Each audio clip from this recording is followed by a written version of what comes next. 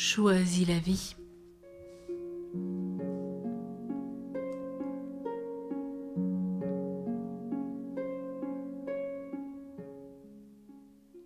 Une première relation sexuelle difficile.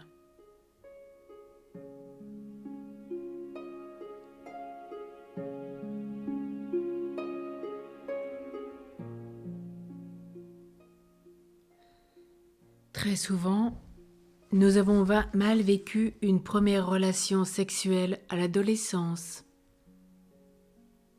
voire plus jeune pour certains et certaines.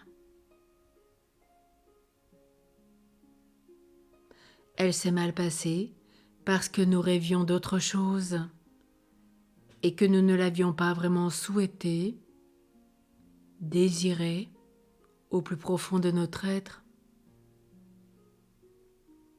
Une grande déception s'est installée, voire du dégoût et surtout de la culpabilité.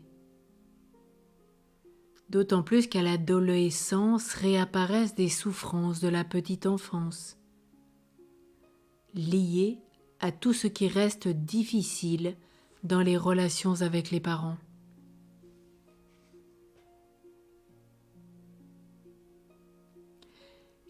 Qu'est-ce qui peut nous avoir précipités vers une sexualité prématurée?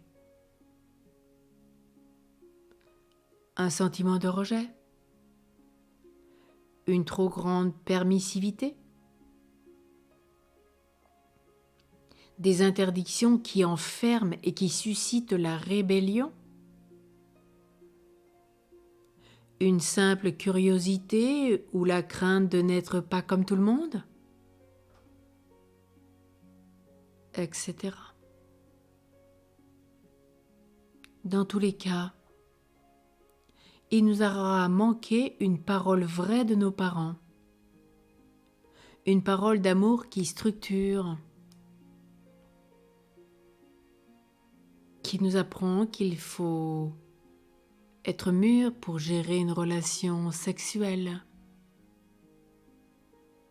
discerner l'être avec qui nous choisissons de vivre de façon durable, ne pas donner à son corps à tout le monde,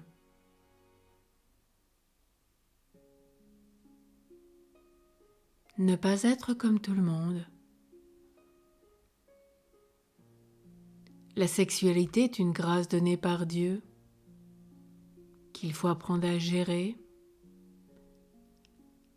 sur laquelle il faut échanger, soit avec ses parents, et si cela n'est pas possible, avec des proches, un accompagnateur spirituel, un prêtre, un ami, un oncle, une tante, des grands-parents, les personnes qui vous sont le plus proches pour pouvoir échanger sur ces sujets et qui peuvent vous conduire de façon juste, qui pourront vous expliquer en vérité les travers d'une relation trop jeune.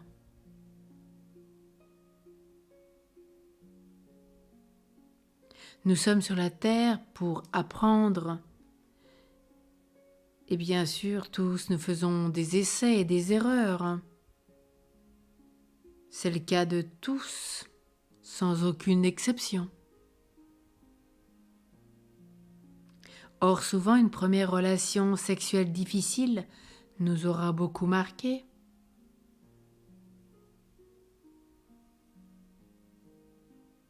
Heureux ceux qui peuvent garder leur pureté, leur chasteté, leur sexualité le plus longtemps possible et d'attendre la grâce du mariage.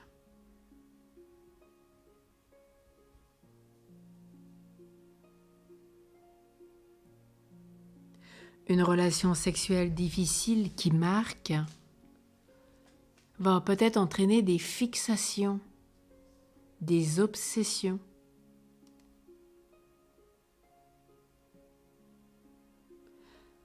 Attention à ne pas les répéter ou développer une crainte de l'intimité durable et une peur de l'autre.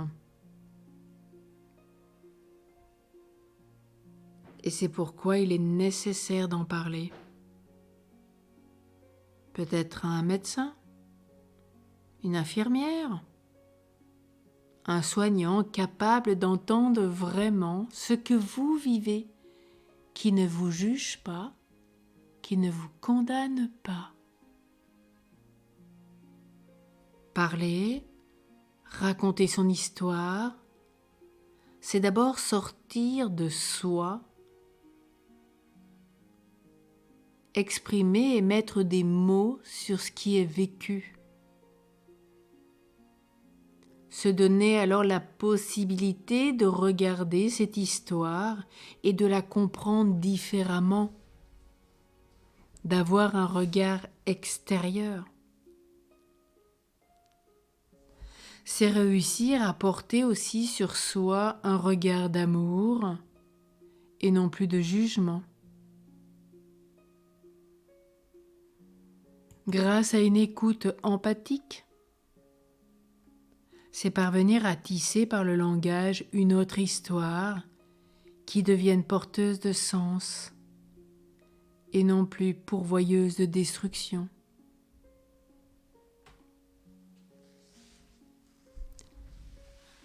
Alors aujourd'hui, c'est une invitation pour les plus jeunes d'entre nous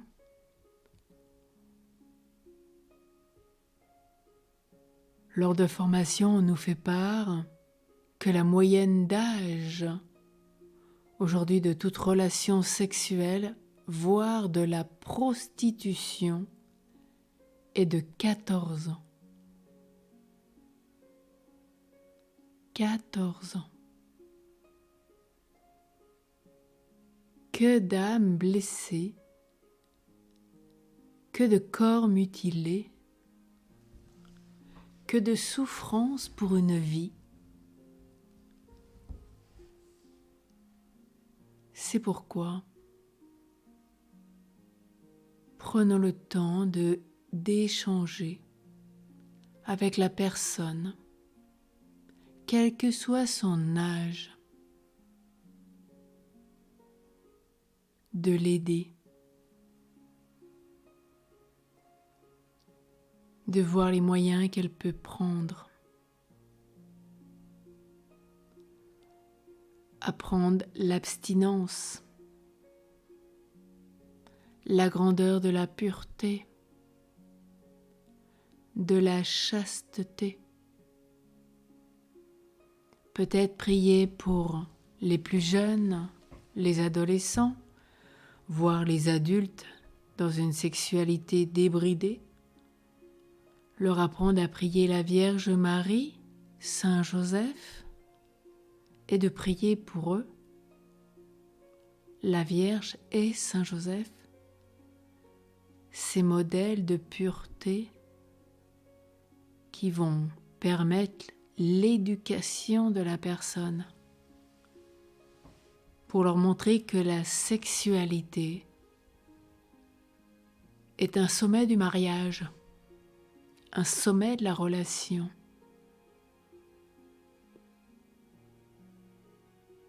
Oui, alors aujourd'hui, prenons du temps, surtout pour les jeunes en plus qui se prostituent, pour avoir une paire de baskets à la mode, un téléphone portable. C'est assez effarant de voir pourquoi tous les ados se prostituent. Apprenons-leur peut-être à se priver d'un bien matériel sans valeur. Et apprenons-leur à respecter leur corps d'hommes, de femmes en croissance.